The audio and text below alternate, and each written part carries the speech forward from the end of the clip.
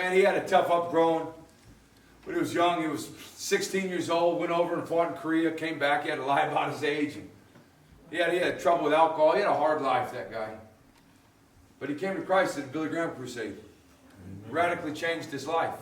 Gave up all his alcohol. I never saw beer or alcohol in my house. I never saw it in my grandpa's house, probably because of that day at Billy Graham crusade.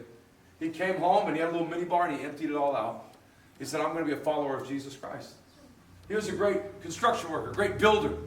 Now I remember driving through Albany with him, and he'd point out buildings to me that he had worked on or he had worked in. As a kid, I saw an old building, and I said, Poppy, look at that one. Did you build that one? He started laughing. What do you think, I'm 200 years old? No, I didn't build that one.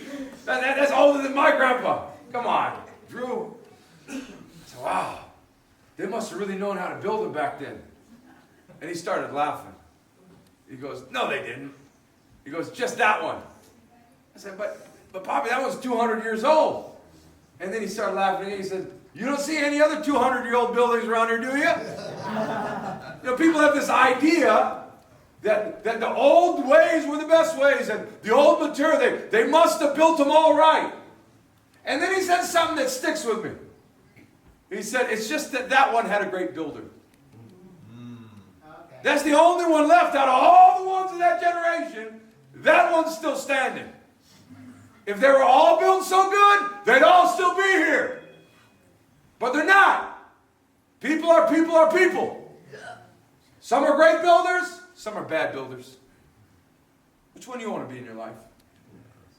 There's going to be a lot of people that come and go, come and go, come and go. And there's going to be a few people that say, I'm going to build my life right. I'll do the hard work. It might take, hey, if I'm going to be here 100 days, like that guy said, then I'm not just going to keep moving. I'm not just going to put up a little tarp. I'm going to make some roots. I'm going to dig deep, and I'm going to get the right measurements. I'm going to get the right materials.